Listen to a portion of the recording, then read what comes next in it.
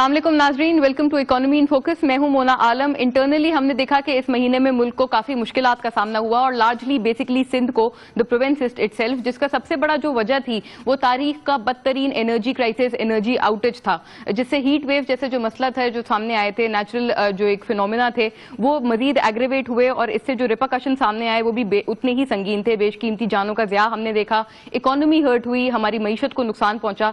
रमजान करीम में हम जानते हैं कि इन्फ्लेशन नंबर्स जनरली अपसाइड रहते हैं और ये ट्रैजेक्टरी हम इस दफा भी अपने इन्फ्लेशन नंबर्स में या इन्फ्लेशनरी पैटर्न में प्रिडिक्ट कर रहे हैं और ये फोरकास्ट की जा रही है। तमाम जो मसाइल हैं जो जिनका सामना है और जो हमारे लोकल्स जिनका सामना कर रहे हैं, तमाम जिस तरह के जो बहुत संगीन एक सिनेरियो इख्तियार कर चुके हैं, तमाम इन इश्यूज का जो हल है वो एक मुस्तहकम इकोनॉमी में लाई करता है। लिहाजा इस बात की रियलाइजेशन सबसे इंपॉर्टेंट है।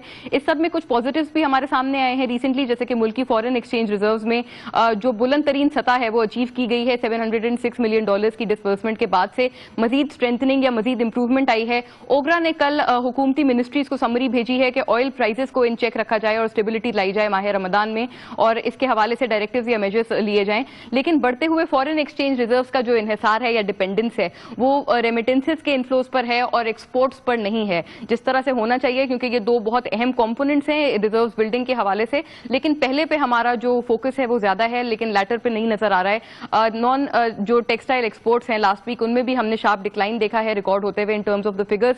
आउटगोइंग फिस्कल के पहले 11 महीनों के हवाले से टेक्सटाइल मिल्स को वॉलंटरीली बंद करने की बात भी इसके हवाले से सामने आई है, क्योंकि कॉस्ट ऑफ डूइंग बिजनेस जो है वो इस सेक्टर में इतना बढ़ चला है कि अब इस तरह की बातें भी सामने आ रही हैं। असाइड दिस हम लोग डाइवर्सिफाइड बात करेंगे, लोकल इंडस्ट्रीज को भी लेते चलेंगे अपने टॉपिक में, अपने डिस्कशन में। Steel industry is of great significance to us, और हम जानते हैं कि कंस्ट्रक्शन सेक्टर को जिस तरह से इंसेंटिवाइज किया गया है, एलाइड इंडस्ट्रीज जिसमें से स्टील इंडस्ट्री एक अहम इंडस्ट्री है, उसको भी कुछ फवायद जो है वो पास ऑन होते हैं, उनकी भी बात करेंगे कि वो क्या होंगे। एलएसएम ग्रोथ में भी कुछ डिसमल डेटा सामने आया है, सिर्फ 2.9% की ग्रोथ रिकॉर्ड की गई है। लिहाजा यहां पर भी स्टील इंडस्ट्री का एक अहम रोल है, एक अहम किरदार है। वो कंट्रीब्यूशन किस तरह से एनहांस हो सकती है, that is also what we are going to talk about in the discussion. जानते हैं हमारे एक्सपर्ट जो पैनल है उनकी राय, उनको जो है शामिल करते चलते हैं अपने डिस्कशन में। With us today on show we have mister Mehtab Chawla, जो कि चेयरमैन हैं towel manufacturers association of Pakistan and leading exporter. Mister Hussain Agha is with us, जो कि इंडस्ट्रियलिस्ट हैं, आपका ताल्लुक स्टील सेक्टर से है।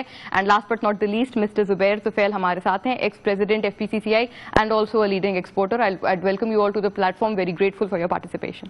मेहताब साहब, आपसे स्टार्ट करना चाहूंगी कॉन्वर्जेशन को। क्या समझते हैं आप, हमने बहुत कुछ देख रहे हैं, बात यही करने में आ रही है, मुसलसल हमारे एक्सपोर्ट टारगेट्स मिस हो रहे हैं, कहते ये हैं कि इसके लिए बहुत कुछ किया भी जा रहा है, मिसिंग एलिमेंट लूप होल कहाँ है? बिस्मिल्लाहिर्रहमानिर्रहीम। देखें, आपने बहुत अच्छा टॉपिक चुना है। मैं सबसे पहले तो सवाल गवर्नमेंट से ये करता हूं कि 2011 में हमने $25 बिलियन का मार्क अचीव किया था और हम एक्सपेक्ट कर रहे थे दुनिया में कि हम जो है और आगे जाएंगे, लेकिन अनफॉर्चुनेटली लास्ट ईयर जो है, जो अभी आज खत्म होने वाला है कल, तो मैं नहीं समझता 23.5 और 24 से ऊपर जा सकेंगे हम।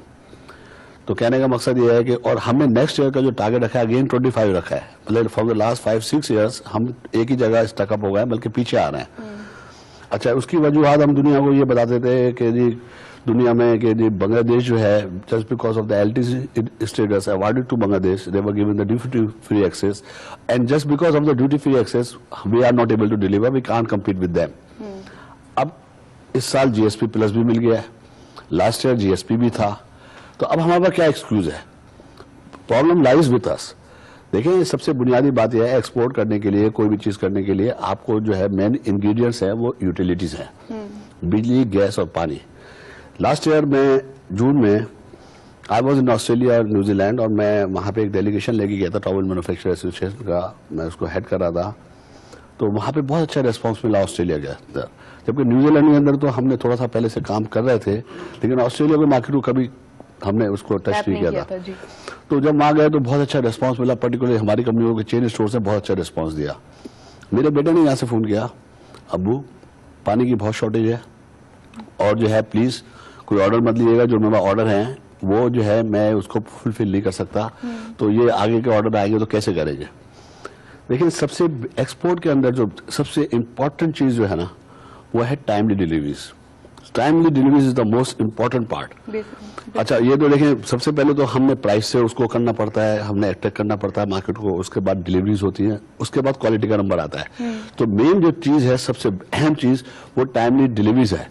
टाइमली डिलीवरीज के अंदर जब मुझे यही नहीं मालूम कि कल सुबह मेरे को बिजली मिलेगी नहीं मिलेगी, गैस का प्रेशर जो है रिड्यूस हो जाएगा तो मैं इंडस्ट्री नहीं चला सकूंगा, या पानी नहीं मिलेगा। मतलब पानी जो है 1200 रुपए का टैंकर जो है वो आज 6-7 हज़ार रुपए का मिल रहा है और अवेलेबल नहीं है। सम टाइम जो है बंद करनी पड़ती है फैक्ट्री। तो मुझे बताइए कि पाकिस्तान का अगर मैं ऑर्डर लेता हूं और फुलफिल नहीं करता तो अपनी कंपनी का नाम भी खराब कर रहा हूं और पाकिस्तान का नाम पहले खराब कर रहा हूं। सबसे अहम इंपॉर्टेंट चीज जो है वो परसेप्शन ऑफ पाकिस्तान है।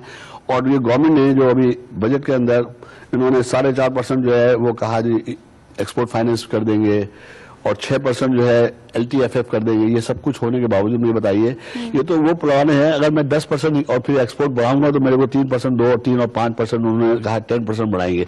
जब एक्सपोर्ट बढ़ी नहीं रही तो आप ये कहां से देंगे? पहले तो आप ये देखें कि एक्सपोर्ट कैसे बढ़नी चाहिए।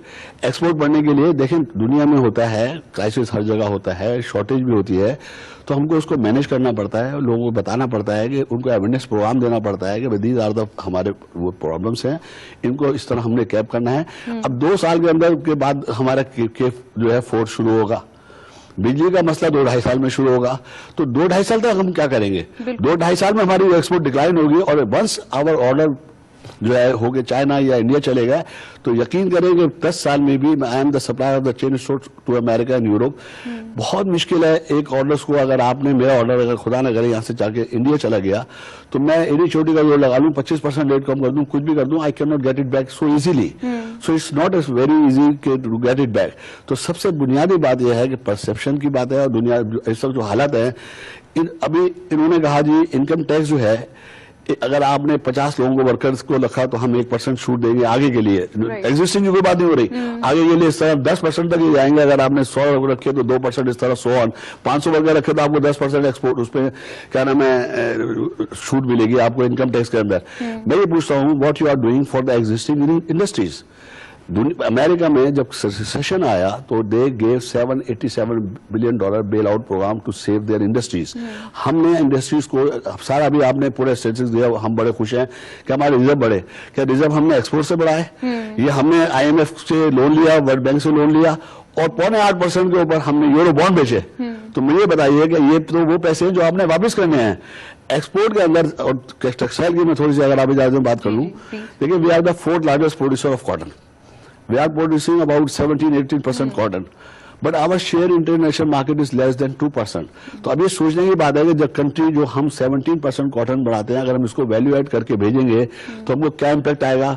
जब वैल्यू एडिशन पे जाएंगे और एक्सपोर्ट भी बढ़ेगी आपका फॉरेन। एक बात लोगों की समझ में ये क्यों नहीं आती कि एक्सपोर्ट जो है बढ़ने का मतलब ये इस inversely proportional to the rate of, मतलब ये आपका जो अगर डॉलर पे आप प्रेशर लाना चाहते हैं तो ये उसका इन्फ्लो ज्यादा होना चाहिए। Absolutely. जब आपका ज्यादा डॉलर आएगा एक्सपोर्ट बढ़ेगी तो ऑटोमेटिकली डॉलर भी उस पर प्रेशर आएगा, खुद ब खुद वो जो है हमारी करेंसी डिवैल्यू होगी। आप बेसिकली यही 2 कंपोनेंट्स हैं बेसिक, एक आपने बताया एक्सपोर्ट्स के जरिए और दूसरा रेमिटेंसेस का इनफ्लो है जिसकी वजह से हम लोग डॉलर्स की सप्लाई एम्पल अमाउंट में इंश्योर कर सकते हैं। लेकिन हम जानते हैं कि पहला कंपोनेंट बिल्कुल एड्रेस नहीं हो रहा है, दैट इज नहीं मुना। सबसे देखिए सबसे बड़ी चीज जो है एक्सपोर्ट से बढ़ने से सिर्फ ये नहीं बढ़ेगी कि सिर्फ एक्सपोर्ट बढ़ेगी, मैन्युफैक्चरिंग सेक्टर बढ़ेगा।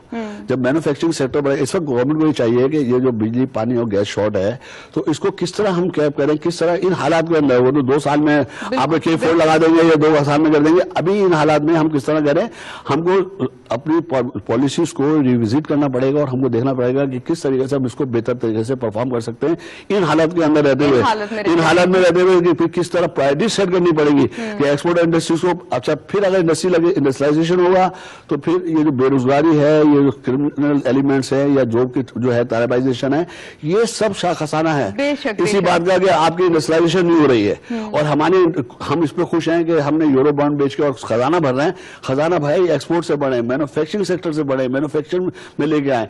आपने लोकल इंडस्ट्रीज को कहा कि मैं बड़ी संजीदे सोच रहा हूँ कि why don't I go to the, मतलब ये इसमें कंस्ट्रक्शन उसमें चले जाऊँ, ज्यादा बेहतर नहीं है? जो जिसको इंसेंटिव गवर्नमेंट दे रही है इसको तो दे ही नहीं रही। तो ये वो प्लानिंग करेगी कि आप यूं करेंगे तो ऐसा होगा। तो इस वक्त जो इन हालात में किस तरह मैं इसको किस तरह से करें, इनके सॉल्यूशंस पे हमें बात करनी होगी। और ये जो टर्म्स हैं हमने डिटरमाइन की हैं कि शॉर्ट टर्म्ड है, मिड टर्म्ड है, लॉन्ग टर्म प्लान्स नजर आ रहे हैं, लेकिन शॉर्ट टर्म प्लान्स कुछ हैं, जैसे कि एलएनजी पैकेट्स की बात है। जुबैर साहब हैज अ कीन आई ऑन दैट, उनकी बात जानेंगे, उनका मौकिफ जानेंगे इस हवाले से। हुसैन साहब, व्हाट इज योर पॉइंट? कुछ जो इंडस्ट्रीज है उनको इंसेंटिवाइज किया जा रहा है, कुछ को नहीं किया जा रहा। Are you happy with the incentive? अब हम बात करते हैं बिजली पर, पानी पर, गैस पर जी, बट जो सबसे अहम चीज होती है दैट इज योर हाउसिंग। अगर पाकिस्तान में आज देखें there is a 9 million unit की शॉर्टेज है और ये शॉर्टेज बढ़ते जा रही है every day, every month, every year. जितनी यूनिट्स सप्लाई में ऑनलाइन हो रहे हैं, एडिशन हो रहे हैं, उससे ज्यादा हमारी आवाम बढ़ते जा रही है। अगर आप देखें more than 25% of our population is below 13. 60%, more than 60% is below the age of 25. तो अगर हम ये देखें तो इसका मतलब है कि हाउसिंग क्राइसिस तो अभी तक आया ही नहीं है, ये तो अब आने वाला है कुछ दिन में। तो जहां तक गवर्नमेंट ने जो एक्शंस लिए इन रिस्पेक्ट टू फैसिलिटेटिंग हमारी कंस्ट्रक्शन सेक्टर को, पॉजिटिव की तरफ है, लेकिन अगर आप उनकी सबसे वन ऑफ द मोस्ट अहम सेक्टर्स आप देखें स्टील, वहां तो मतलब आप कह सकते हो it is a disaster. With in the last 2 years जो स्टील सेक्टर का जो सेल्स टैक्स रेट जो बढ़ा है वो बढ़ा है 125%, 125% सेल्स टैक्स इंक्रीमेंट। अब आप एक साइड पर आपने कहा था कि LSM मैन्युफैक्चरिंग इंडेक्स जो है वो बहुत एक अहम इंडेक्स है, उस पर 2.9% की ग्रोथ आई है जी। लेकिन अगर आप उस इंडेक्स को डायसेक्ट करें फर्दर और आप देखिए आयरन एंड स्टील इंडस्ट्री की क्या ग्रोथ आई जी है, जी, तो वो ग्रोथ आई है 35% year on year. So this is a phenomenal growth. और अगर आप देखें today the steel industry accounts for over 4 to 5% of the LSM। So this is a brilliant achievement by any industry. लेकिन जो ये जो ग्रोथ आई है ये एक शॉर्ट टर्म ग्रोथ है और एक टेम्परेरी ग्रोथ है, क्योंकि जहां ये ग्रोथ आई है ये खाली आई है जो कैपेसिटी जो अंडर यूटिलाइज थी, हमारी जो कैपेसिटी यूटिलाइजेशन रेट्स भरे खाली। लेकिन जब एक्चुअल ग्रोथ आपको चाहिए वो किस पर आती है? वो आती है कैपिटल एक्सपेंडिचर्स पर, री इन्वेस्टमेंट्स पर, जॉब क्रिएशन पर। अगर आप एक इंडस्ट्री की आप सेल्स टैक्स रेट आप बढ़ा रहे हो 125%, तो ये कैसा होएगा कि not only the steel industry लेकिन जो उसकी एलाइड इंडस्ट्रीज है, फॉर एग्जाम्पल कंस्ट्रक्शन, अब कॉस्ट तो बढ़ेगी। जब आप सेल्स टैक्स बढ़ाओगे it will be passed on to the end user. अब एंड यूजर बढ़ेगी तो इन्फ्लेशन बढ़ेगी। तो जहां शॉर्टेज है, हम कह रहे हैं 9 मिलियन यूनिट की शॉर्टेज है और ये तो खाली शुरुआत है, अभी तक तो शुरुआत ही नहीं हुई है। जब आपकी आवाम मोर देन 60% ऑफ आवाम 25 साल के बिलो है, तो अभी तो शादियां होने जा रही है, अभी तो घर में तो अभी तो नेक्स्ट फेज ऑफ लाइफ शुरू होने वाला है आपकी पूरी कौम की। राइट। तो ये बहुत अहम चीज है। हुसैन साहब, एक बात बताइएगा, आप तो इंडस्ट्रियलिस्ट हैं फ्रॉम द स्टील सेक्टर, आप क्या बेल आउट पैकेज को फॉर PSM आप इंडोर्स करते हैं? देखिए, PSM is a very interesting dilemma, you could say. It has a lot of potential, but the potential has to be realized. जब तक हम देखें नहीं उसको सही तरीके से, उसको एनालिसिस नहीं करें, तो हम आगे नहीं बढ़ सकते। अभी क्या हम कर रहे हैं, बेल आउट पैकेजेस देते जा रहे हैं जी। या मैं एक तरह से ऐड करूँ? जी करें प्लीज। देखिए, आपने बहुत अच्छी बात सवाल किया इनसे कि 60% we are the only country in the world which have more than 60% youth. अच्छा, ये हाउसिंग की बात कर रहे हैं कि हाउसिंग की डिमांड बढ़ेगी, तो भाई उससे पहले तो जॉब चाहिए। मकान तो जब खरीदूंगा पहले मेरे पास जॉब होगी, तो जॉब होगी तो मकान खरीदूंगा। इंडस्ट्रियलाइजेशन होगी तो मैं जॉब वो करूंगा। मैं तो एक बात और एक हद वो आगे जाऊंगा कि CNG जो है, हमारे यहाँ लोग कहते हैं गरीबों की है। 2 व्हीलर जो बेचारा सर्दियों में आजकल लू खा रहा है, सर्दियों में ठंड हो रहा होता है और बरसात के अंदर वो फिसल रहा होता है, वो तो जा रहा है पेट्रोल के ऊपर। मैं कहता हूँ अगर जॉब होगी तो मैं पेट्रोल भी भर सकता हूँ गाड़ी में, अगर जॉब नहीं होगी तो मैं CNG भी नहीं भर सकता। तो बेसिक जो होना चाहिए, हमको चाइना की मिसाल को अपने सामने रखना चाहिए कि how do they were able to achieve it. जो दुनिया का जो सबसे बड़ा इस वक्त जो second largest economy of the world बन गया within a shortage period. बिल्कुल, उनकी मिसाल को सामने रखिए, उनका प्रेसिडेंट हमारे सामने है and if we are so closely linked to China, तो उनके अच्छे एग्जांपल्स को हमें अपने लिए भी सेट करना चाहिए। हुसैन साहब, आप प्लीज कंटिन्यू कीजिएगा। आपको क्या इम्पैक्ट आएगा ऐसे, मतलब पीएसएम को अगर हम इंसेंटिवाइज करते हैं, बेल आउट पैकेजेस आगे देते हैं? देखिए, पीएसएम को अगर इंसेंटिवाइज करे, देखिए आपको देखना है कि आप आपकी जो आवाम के पैसे है आप कैसा खर्च कर रहे हो, right? Is it being spent efficiently और नॉट? देखिए, जहां तक पीएसएम को अगर आप देखिए, हाँ आप बेल आउट पैकेज दे दो, it will restart, but then कितने वक्त के लिए रीस्टार्ट करेंगे? स्टार्ट हो जाएगी, क्या सेल्फ सफिशिएंट रहेगा ये? नहीं। देखिए, ये एक बहुत इंपॉर्टेंट सवाल है। क्या हम आपको अगर ये बेल आउट पैकेज दे तो आपकी नेक्स्ट बेल आउट पैकेज कब आएगी? हर 6 महीने 4 महीने बाद एक नई कहानी आ जाती है वापस। तो ये तो हमारे टैक्स पेयर्स की पैसे है ना, ये तो जो इंडस्ट्रीज है इनके पैसे, जो हम लोग जो सेल्स टैक्स भरते हैं रात दिन। राइट, ठीक है, बिल्कुल। ये जो रूट कॉजेज हैं उन्हें हमें एड्रेस करना होगा, क्योंकि ये सिमिलर मसला है। इसकी एनालॉजी इससे लगाई जा सकती है, जैसे सर्कुलर डेट है, हम क्लियर कर देते हैं लेकिन दोबारा एक्यूमुलेट हो जाता है क्योंकि उसके रूट कॉज को एड्रेस नहीं किया जाता। जी जुबैर साहब, हम short term long term plans पे बात कर रहे हैं। एनर्जी क्राइसिस बेशुमार है इस वक्त, एक्सपोर्ट्स को आपके व्यू में कैसे हर्ट कर रहे हैं, और जो चेंबर है उसकी क्या रिप्रेजेंटेशन है इस हवाले से, इस मसले को आगे सही तरह से फॉरवर्ड करने में? देखिए, जो एनर्जी का क्राइसिस है ना, ये तो आगे आने वाले 2 साल भी रहेगा, और इस 2 साल को हमने कैसे पास ऑन करना है, ये सबसे मुश्किल काम ये है। ये 2 साल, कम से कम 2 साल जो हमारे बहुत टफ हैं, इसका एक ही हल है कि गवर्नमेंट ज्यादा से ज्यादा एलएनजी मंगवा के और उसको सिस्टम में लाए और इंडस्ट्रीज को रन करें, चाहे उसमें उन्हें थोड़ा सा डेफिसिट भी होता है या एनर्जी की प्राइस बढ़ाए। ऑलरेडी जितना बढ़ाना चाहते थे बढ़ा दिए। तो मैं ये समझता हूं कि ये 2 साल जो टफ है ना, ये एलएनजी के जरिए ही पूरे किए जा सकते हैं, और उसके बाद फिर हालात बेहतर होंगे। लेकिन जैसे चावला साहब ने कहा कि हमारे जो ज्यादातर मसाइल हैं जॉबलेसनेस की वजह से हैं। जब जॉब होगा तो लोग आगे भी कंटिन्यू करेंगे, तो हमें सबसे पहले जॉब क्रिएट करना चाहिए। जॉब क्रिएट होगा तो लोगों के पास पैसा भी आएगा, वो स्पेंड भी करेंगे, घर भी खरीदेंगे, सारी चीजें होंगी। तो सबसे पहले, और गवर्नमेंट ने इस बजट में एग्जिस्टिंग इंडस्ट्रीज के लिए कुछ भी नहीं रखा। अब वो कह रहे हैं कि जी आप जो नई इंडस्ट्री लगाएंगे उसमें जॉब क्रिएट करेंगे, उसमें आपको हर 50 लोगों के ऊपर 1% टैक्स में छूट मिलेगी। तो देखें, जो पहले आपको इंडस्ट्री चला रहे हैं, जो इतनी मुश्किलात में चला रहे हैं, ये इंसेंटिव आप उनको भी देते, हो सकता है वो अपनी कैपेसिटी उससे ज्यादा यूटिलाइज करते। तो इस बजट के अंदर हुकूमत ने जो एग्जिस्टिंग इंडस्ट्रीज हैं उनके लिए कुछ नहीं रखा, और वो कह रहे हैं ठीक है, जो मुश्किलात हैं आप खुद ही बर्दाश्त करें। और जो नए लोगों को पिंजरे में फंसाने के लिए उन्होंने कहा कि जी अगर आप नई इंडस्ट्री लगाएंगे तो आपको इतना टैक्स इंसेंटिव है, ये है, वो है। फिर अगर किसी इंडस्ट्री को दिया भी है तो वो सिर्फ हाउसिंग इंडस्ट्री को इन्होंने बहुत बड़ा इंसेंटिव दिया, क्योंकि हाउसिंग इंडस्ट्री से बहुत बड़ा पहिया चलता है, एलाइड इंडस्ट्रीज चलती हैं, और ऑफ कोर्स जॉब्स भी पैदा होते हैं। तो लेकिन मैं समझता हूँ हुकूमत को चाहिए था कि एग्जिस्टिंग इंडस्ट्रीज का भी ख्याल करते। अब ये जो गवर्नमेंट जरूर बहुत सारे प्लान्स बनाए हैं, पावर प्लांट लग रहे हैं, कोल पावर प्लांट लग रहे हैं, सोलर लग रहे हैं, सब चीज लग रही है, लेकिन ये जितने कोल प्लांट हैं ये 2 से 2.5 साल में तैयार होंगे। इस 2.5 साल में हम क्या करेंगे वो बताइए। इसी वजह से टेक्सटाइल इंडस्ट्री जो है, कल उन्होंने अखबार में लिखा है कि वो बंद करना चाहते हैं, वो भी कंटिन्यूस लॉसेस कर रहे हैं, उनको प्रॉपर एनर्जी मिलती नहीं है।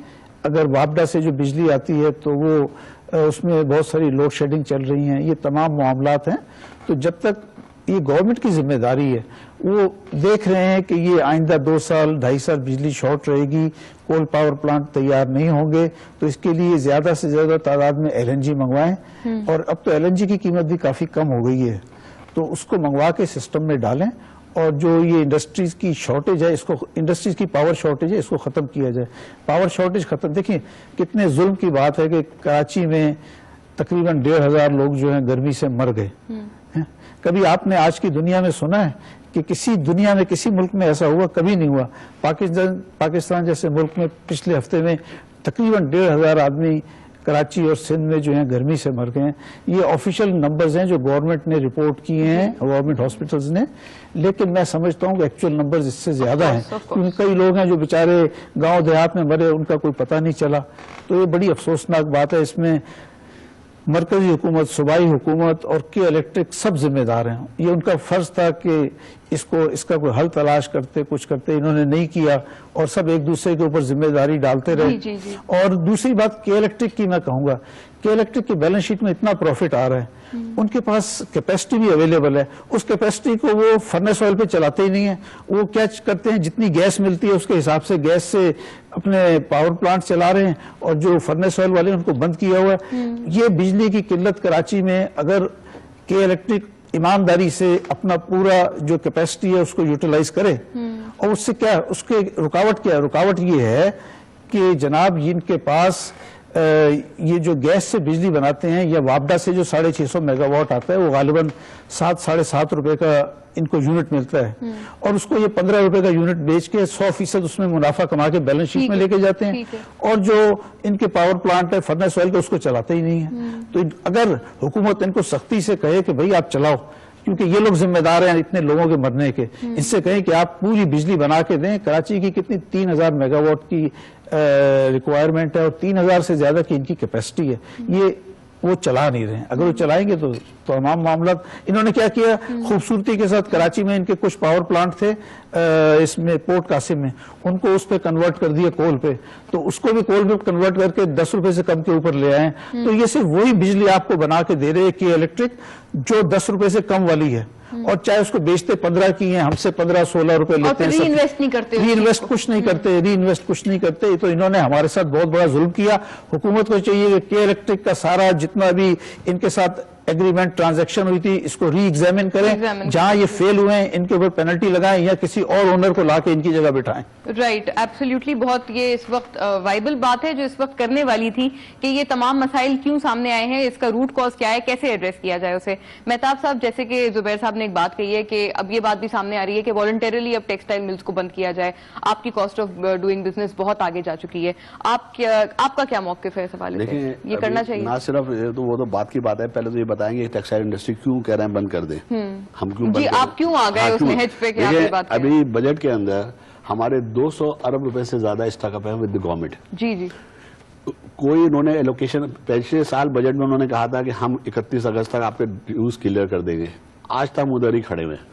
अब के भी इन्होंने कमिट कर लिया कि 31 अगस्त तक कर देंगे, लेकिन उसमें बजट स्पीच में कहीं नहीं बताया कि 31 अगस्त तक हम आपके जीरो कर देंगे, कि जून तक का जीरो करेंगे, मार्च तक का करेंगे या 31 अगस्त तक का जीरो कर देंगे। मुझे बताइए, ये कह रहे हैं हमने मार्कअप बहुत कम कर दिया है, पहले भी मार्कअप चले 5% कर दिया, मैं कहता हूं 1% कर दिया। मैं एक चीज पैसा ले रहा हूं मार्कअप, बैंक से पैसा लेके, और गवर्नमेंट फ्री का लोन ले रही है, मेरा पैसा लेके गवर्नमेंट मुझे वापस नहीं कर रही, तो गवर्नमेंट मेरा पैसे को इस्तेमाल कर रही है। दुनिया में कहीं नहीं होता। इंडिया में अगर सेल टैक्स का रिफंड लेट आता है तो उसके साथ आपको सॉरी का लेटर आता है और उसके साथ इंटरेस्ट रेट भी होता है कि ये आपको लॉस होगा, ये आपको बैंक को पे करना पड़ेगा, ये हम आपको दे रहे हैं। उसके देखिए, हमने ये देखना यह है कि मैंने जैसे अर्ज किया था पहले कि ये सब कुछ हम पहले डालते रहे कि एलडीसी स्टेटस और ड्यूटी फ्री एक्सेस के ऊपर परेशान होते रहे। अब हम किसके ऊपर एक्सक्यूज डालेंगे? हमारे पास कोई नहीं है, सारी खराबी हमारे अंदर है। हमारी जो एक्सपोर्ट की और हमारी इंडस्ट्रियलाइजेशन की जो गवर्नमेंट की पॉलिसी है, प्रायोरिटी जीरो है। इनकी कोई प्रायोरिटी नहीं है ये लोगों को खुश करने की, और वो काम कर रहा है जिससे इनको वोट्स मिले या जिससे इनको फायदा हो। इमीडिएट फायदे के चक्कर में है, अगले इलेक्शन जीतने के चक्कर में ये नहीं सोच रहा है कि अगर 3 साल के अंदर हमने एक्सपोर्ट डबल कर दी तो हमारा ये डॉलर को 98 लाने के ख्वाब देख रहा है। देखिए, पहले एक तो हमारा पैसा स्टकअप है, दूसरे नंबर पे पहले इन्होंने 108 रुपए डॉलर था, 98 एकदम ऑल ऑफ ए सडन लेके आए सारे एक्सपोर्टर। उसकी वजह से हमारा तकरीबन 12-13%, 5% पे मुनाफा है और 10-12% हुआ। सर, वो शॉर्ट टर्म लॉस नहीं था, वो तो दोबारा फिर उसको कर लिया गया। देखिए, बात सुनिए जी। अब जो पहले तो ये डायनेमिक्स समझने की जरूरत है कि एक्सपोर्ट की डायनेमिक्स क्या है। एक्सपोर्ट का जब मैं अमेरिका माल देता हूं तो मेरे को 6 महीने और साल भर का कमिट करना पड़ता है कि भाई साल भर के मेरे ये रेट है, 6 महीने का ये रेट है। जी जी। अब मुझे बताइए, अगर मैंने 6 महीने का कमिट किया आज, तो वो कमिटमेंट होगा मिसाल के तौर पर हम जून में खड़े हुए, सितंबर से ऑनवर्ड तो गया मार्च तक की बात है। मार्च तक मेरे को शिपमेंट देनी, और आज मैं रेट कर रहा हूँ, आज इंटरनेशनल मार्केट को मैं देखते हुए रेट कर रहा हूँ। आज की कॉटन प्राइस देख रहा हूँ, आज की बिजली देख रहा हूँ, आज की गैस देख रहा हूँ, आज की पानी देख रहा हूँ। मुझे यही नहीं मालूम कि मेरे जब मैं रेमिटेंस आएगी तो मेरे को कितने रुपए मिलेगी। मैंने तो 107-8 रुपए में कॉस्ट करके माल भेज दिया, वो मेरे को 6 महीने तक जो है वो 94 और 95 और 96 पे आते रहे। गवर्नमेंट इस पर खुश रहे कि हमने उसको कर दिया। उससे जो कम करने से कितना आपके इन्फ्लेशन में कमी आई, जरा मुझे बता दीजिए। दूसरे नंबर पे आप इधर इन्फ्लेशन में तो सर काफी कमी आई है। किसी ने पास ऑन किया? देखिए मैं आपको मॉनेटरी पॉलिसी में पास ऑन नहीं हुआ? एक मिनट मैं आपको थोड़ा बता दूं। देखिए ये गवर्नमेंट फॉर्चुनेटली फॉर्चुनेट है। जब पीपल्स पार्टी गवर्नमेंट थी, जो गवर्नमेंट थी, तो कोई मुझे कैन यू टेल मी कि $35 पर बैरल से $142 पर बैरल पे पेट्रोल गया। आज जो है ये 40 के करीब आया पिछले दिनों। तो इस पे पास ऑन हुआ, बस के किराए कम हुए, हवाई जहाज से कम हुए, उस रेशो से 1/3 हो गया। जब 142 से आपका 40 पे आया तो ऑलमोस्ट 1/3 हो गया। तो 1/3 कोई चीज कम हुई। अच्छा, उसपे जो हमको जो है नुकसान हुआ, उसके बाद जनाब अली अब यूरो पे नुकसान हो रहा है। फिर उसके बाद अब अभी मतलब यार देखे ना, गवर्नमेंट के मेरे पैसे गवर्नमेंट ने स्टॉकअप करे हुए हैं। मेरे को बिजली नहीं मिल रही, मुझे नहीं मालूम बिजली की लोड शेडिंग की वजह से मेरे को कितने वर्कर्स को तनख्वाह देनी पड़ेगी और मेरी कॉस्ट ऑफ डूइंग बिजनेस क्या होगी। पानी का टैंकर कितने का लेना पड़ेगा जिससे मेरी कितनी कॉस्ट होगी। 9 महीने में जब मैं माल बनाने जाऊंगा तो मैं बिजली का क्या खर्च होगा, यूटिलिटीज के अंदर गैस के ऊपर क्या खर्च होगा, पानी पे क्या खर्च होगा। देखिए ये प्लान देंगे भाई अगले 6 महीने के लिए रेडी है, अगले साल के लिए रेडी है। बताइएगा कि अगर आपको ये पैसे आपके वापस रिफंड किए जाते हैं, क्या यूटिलिटीज का जो शॉर्टेज है आप अपने तौर पर फिर हल कर सकेंगे? आपकी पोजीशन फिर वही बात है, अगर मैं कहता हूँ ये तो इन्होंने बहुत लेट कर दिया, अगर आज भी दे दे तो छूमंतर तो नहीं है ना कि मैंने इधर पैसे आए उधर सुबह बिजली आ गई या मेरे को पानी आ गया। इस वक्त तो सबसे बड़ा मसला पानी का है। देखिए आज से 10 साल पहले हमने सारा हमारा फोकस था कि हम डीजल जनरेटर लगा रहे थे। फिर हमारा हुआ गवर्नमेंट ने बोला कैप्टिव पावर पे जाओ, एक्सपोर्टर्स को उन्होंने खुद आन के गवर्नमेंट ने हमको मोटिवेट किया कि कैप्टिव पावर जाए, आपको कैप्टिव पावर दे रहे हैं। फिर हमने इन्वेस्टमेंट किया कैप्टिव पावर के ऊपर। आज हम इन्वेस्टमेंट कर रहे हैं ड्रिलिंग के ऊपर और आरओ प्लांट के ऊपर। आज हम सारा पैसा लगा रहे हैं पानी के ऊपर। बोले ये हम सर्वाइवल की जंग लड़ रहे हैं, है ना। देखें WTO जो है ना, WTO means survival for the fittest. और इन पाकिस्तान मतलब WTO मीन्स नहीं बल्कि industries means survival for the fittest. पहले हम गैस पे लगे हुए थे, पानी पे उस पे लगे हुए थे, बिजली पे लगे हुए थे। फिर हम जनाब गैस जनरेटर पे गए, फिर उस पे इन्वेस्टमेंट किया। हम दुनिया में कहीं यूटिलिटीज पे कोई इन्वेस्टमेंट नहीं कर रहा होता, हम यूटिलिटीज पे इन्वेस्टमेंट कर रहे होते। हम अपनी सर्वाइवल की जंग लड़ रहे हैं।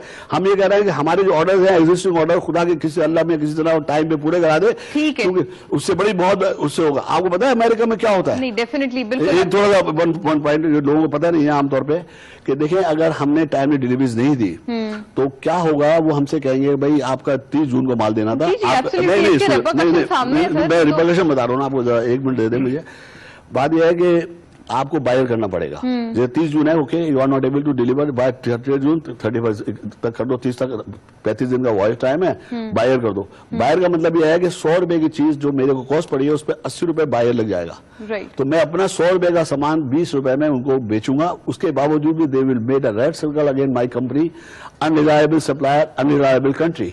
तो सबसे बड़ा नुकसान ये है। यस, सबसे बड़ा नुकसान हमारी परसेप्शन का है। जी हुसैन साहब आप क्या कहेंगे? क्या आप लास्ट फ्यू मिनट्स हैं, क्या आपके प्रपोजल्स होंगे? आप कुछ समझते हैं कि कुछ इंपोर्ट्स पे कुछ आइटम्स पे इंपोर्ट ड्यूटीज अप्लाई करके आपको बेहतरी जाएगी? जैसा अभी चावला साहब ने कहा कि the cost of doing business in Pakistan I believe it's the highest in the region and maybe पूरी दुनिया में शायद सबसे हाईएस्ट है, बट रीजन में तो डेफिनेटली है।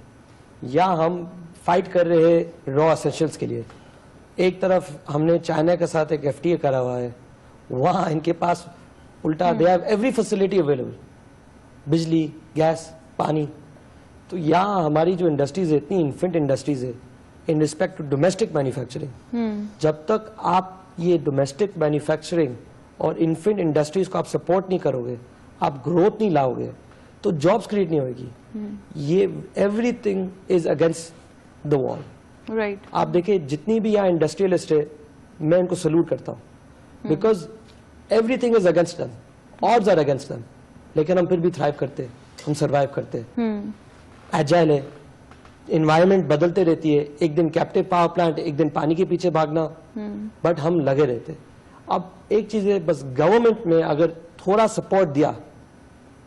सपोर्ट दिया in respect to amnesty of industries, कि जो इंडस्ट्री की जो ख्वाहिशात है आप इनको फुलफिल तो करें कभी। अगर आपकी नैरो टनल विजन है कि हमें बस सेल्स टैक्स चाहिए, हमें बस टैक्स टू GDP रेशियो बढ़ाना है, तो फिर ये कहानियां बढ़ते जाएगी। आज पानी, कल गैस, कल बिजली, फिर दूसरे दिन में हाउसिंग। मगर अगर आप इंडस्ट्रीज को थ्राइव करने दो, एक एनवायरनमेंट क्रिएट करो जहां इंडस्ट्रीज की ग्रोथ आए, तो आप believe me this country will prosper. हम चाइना को पीछे छोड़ देंगे क्योंकि हमारी आवाम ऐसी आवाम है जो अगेंस्ट ऑड्स आज सर्वाइव कर रही है। तो जब ऑड्स हमारे फेवर में आएंगे वी विल थ्राइव, और बहुत तरक्की आएगी इस मुल्क में, लेकिन एक एनवायरमेंट, एक सिनेरियो बने फॉर ग्रोथ, और प्रायोरिटीज अगर रीसेट हुए करेक्टली तो बहुत अच्छी ग्रोथ आ सकती है। इन रिस्पेक्ट टू इंपोर्ट्स, अगर हम देखें कि जो आइटम जो इंपोर्ट हो रही है और जो डोमेस्टिक इंडस्ट्रीज को डैमेज कर रही है, जो एंटी ग्रोथ है, they need protection. But in the end of the day जो सबसे अहम बात है वो है जॉब्स। हमारी आवाम को काम देना, वहां से ही सब चीजें स्पर होती है, and that is the main thing. You both very well concluded, but could you please refer to my question as well in the meanwhile? क्या ऐसे आइटम्स हैं जिन पे आप समझते हैं कि इम्पोज किया जाए, इम्पोर्ट ड्यूटी इम्पोज की जाए ताकि आपको प्रोटेक्शन मिले? जी, जैसा अगर आप देखें इन रिस्पेक्ट टू स्टील, अगर आप देखें रीबार्स है जो रेगुलर आपकी कंस्ट्रक्शन ग्रेड रीबार्स होती है, that's we have a very good industry in Pakistan जो काफी पोटेंशियल है। जैसे मैंने प्रीवियसली स्टेट करा था 35% पर एनम ग्रोथ आई थी, लेकिन अगर आप इसको बर्डन करते जाए इन इंडस्ट्रियों को, आपकी बिजली का रेट बढ़ जाए, राइट, आपकी सेल्स टैक्स का रेट बढ़ जाए, तो देन आप ये जो 35% जो ग्रोथ आ रही है, जो एक गुड स्टोरी है from amongst many mediocre stories, वो भी गिर जाएगी। 30% आप एडवोकेट करते हैं इस पे इम्पोज होना चाहिए? इस पर I believe it should be 30% and then 40% cascading effect होना चाहिए downwards to the end products. ठीक है, and this will give us support to grow. वफाकी दारुल हुकूमत का अपना पहला उर्दू अखबार रोजनामा अल अखबार जुलाई के पहले हफ्ते से नए एहतमाम के साथ, तजुर्बेकार और गैर जानिबदार सहाफती टीम के साथ पाकिस्तान का मुकम्मल सियासी, समाजी और मुआशी मंजरनामा, और कराची से खैबर तक हर खबर जो आप पढ़ना चाहते हैं। रोजनामा अल अखबार इस्लामाबाद, लाहौर और पेशावर से बैक वक्त।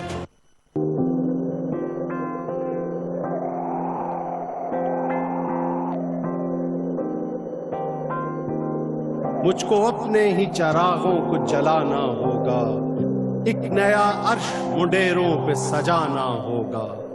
कुछ लोग कहते हैं गरीब कौमों की सकाफत होती है ना कोई गैरत, मगर मैं हूं जुनैद सलीम जिसे अल्हम्दुलिल्लाह फख्र है अपनी ताबिंदा रवायात और रोशन अक़दार पर, जिनकी बुनियाद है सच्चाई, जुर्रत और इंसाफ। इंसाफ जो हमारी सबसे बड़ी जरूरत और मेरी पहचान। ज़ेरे इदारत जुनैद सलीम, रोजनामा इंसाफ, हर घर के लिए, घर भर के लिए।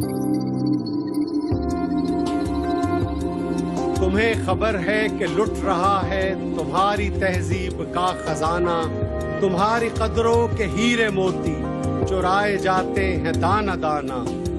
तड़प के उठो, बिगल बजाओ, अलम उठाओ, कदम बढ़ाओ, दिए जलाओ, दिए जलाओ। इंसाफ के तलबगार बनिए, रोजनामा इंसाफ पढ़िए। तो हमने देखा टेक्सटाइल मिल्स के शटडाउन वाली। तो देखिए, इसी तरह गवर्नमेंट को चाहिए कि हमारी बात को गौर से सुने। हमने बजट में भी एक एक्सरसाइज की, 2 महीने एफबीआर के साथ डिस्कशंस की, मीटिंग्स की, लेकिन उसके नताइज को इतने अच्छे नहीं निकले। अब उन्हें चाहिए कि कम से कम हमारा कुछ ख्याल करें। अब मैं आपको बताऊं कि लोकल इंडस्ट्रीज कैसे हर्ट हो रही हैं। एफटीए में आपने हर चीज चाइना को फ्री दे दी है, आप पाकिस्तान में वो बना ही नहीं सकते। चाइना में, उनकी कंट्री में तो उनको एनर्जी में भी सब्सिडी मिल रही है, और वो आपने उनको ड्यूटी कर दी है 0 से लेके 5% तक। चाइना की बेशतर अशिया जो हैं पाकिस्तान में आ रही हैं ड्यूटी 0 और 5। तो जो पाकिस्तान में वो इंडस्ट्रीज लगी हुई थी वो बंद हो गई, या जो चल रही हैं वो भी इंशाल्लाह बंद हो जाएंगी चंद दिनों के अंदर। इंशाल्लाह तो नहीं। देखिए, एक बात सुने, देखिए सामने से सुनामी आ रहा हो, आप कहते हैं जी नहीं कुछ नहीं होगा, सुनामी आएगा तो बहा के ले जाएगा। तो जब तक हुकूमत जो है सीरियसली हमारी बात को नहीं देखे, चीन इतनी बड़ी दुनिया की इकोनॉमी है, 2nd लार्जेस्ट इकोनॉमी है। अगर पाकिस्तान की हुकूमत चाइना से एफटीए एग्रीमेंट को रिविजिट करे, जो ऑलरेडी डिस्कशन स्टार्ट हो गई हैं, ये मुझे याद है आपने कहा था दिसंबर तक ये जो एफटीए है ये रिविजिट हो रहा है, तो उसमें कम से कम ऐसा करें कि जो चीजें पाकिस्तान में बन रही हैं उनको ड्यूटी फ्री एक्सेस बंद की जाए, और चाइना इस चीज को बुरा भी नहीं मानेगा। उसकी वजह ये है कि चाइना की तो इतनी बड़ी इकोनॉमी है कि उनके लिए ये पाकिस्तान की 10-12 बिलियन की एक्सपोर्ट जो है ना, वो कोई बड़ी बात नहीं है। अगर वो 12 बिलियन की एक्सपोर्ट पाकिस्तान में कर रहे हैं तो हम जिन चीजों को निकालना चाहते हैं वो सिर्फ $2 बिलियन की चीजें हैं। वो $2 बिलियन को जो है फ्री एक्सेस बंद कर दें, ताकि लोकल इंडस्ट्री भी चले, जो बंद हुई है वो भी दोबारा चले, और जो चल रही है ये मुश्किलात में है तो वो भी बाहर आ जाए। तो ये एक बहुत इंतहाई जरूरी बात है। और जो आपने कहा कि चाइना से हम क्या अडेप्ट कर सकते हैं, उनकी गवर्नमेंट की पॉलिसीज जो होती हैं यूनिफॉर्म होती हैं। हमारा पता ही नहीं होता किस दिन सुबह उठ के इस्लामाबाद से कौन सा नया हुक्मनामा जारी हो गया, SRO आ गया। खैर अब SRO का कल्चर तो खत्म हो गया, अभी तक तो भुगत रहा है ना। हाँ, तो बात यह है कि उनको चाहिए कि हमें लॉन्ग टर्म पॉलिसीज दें। आज बताएं, 1 साल का बजट नहीं दें, बजट 1 साल का अपने लिए बनाएं, लेकिन इंडस्ट्री के लिए पॉलिसी 5 साल की बनाएं कि जी 5 साल में ये होगा, आपकी ड्यूटी फ्री आएगी। अब आपने मशीनरी प्लांट पे भी ड्यूटी लगा दी है, मशीनरी प्लांट पे सेल्स टैक्स भी लगा दिया। तमाम जो हमारी चीजें यूनिफॉर्मिटी की बेसिकली जरूरत है। Very well summarised. हमारा ये काफी फ्रूटफुल डिस्कशन रहा हमारे एक्सपर्ट पैनल के साथ। Very thankful to mister Mehtab Chawla, mister Hussain Agha and mister Zubair Tufail.